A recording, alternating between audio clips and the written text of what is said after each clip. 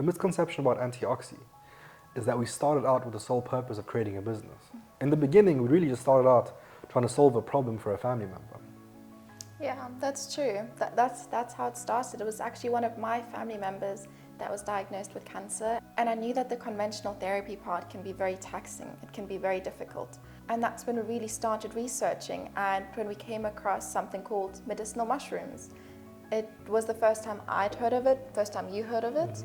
And we actually did have quite a few friends and also family members that came from a medical background.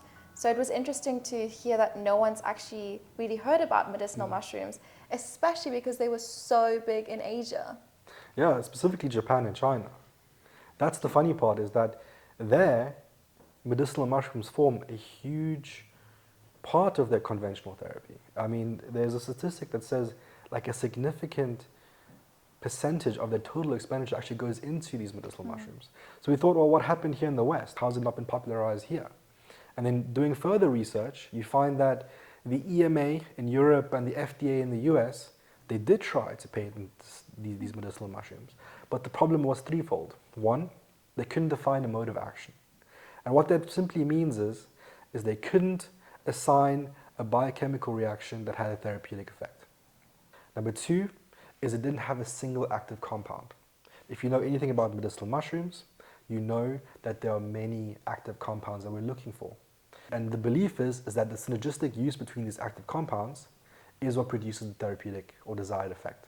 That leads us to our third problem, which is the standardization of medicinal mushrooms.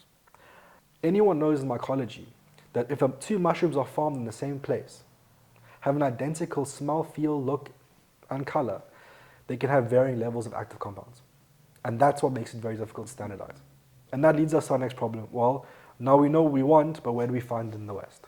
Yes, so that was the next part, trying to find a good source.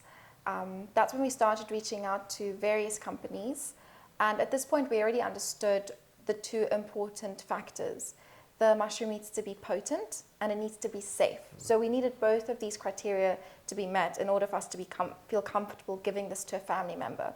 The issue was we actually couldn't find anyone that was delivering on both of these. We realized many weren't doing any tests at all, and those that were only doing in-house tests, but we wanted verified third-party tests. And we realized we need to do this ourselves. And that's really what led us down the rabbit hole, because we had someone that we cared about deeply and we wanted to give them a product that we were comfortable giving them. So we went to the farms, we went to the extraction facilities, we met the various labs, and we decided, okay, here we have a product that we know is safe to take and that has been verified to be potent. And this we're comfortable giving to this person.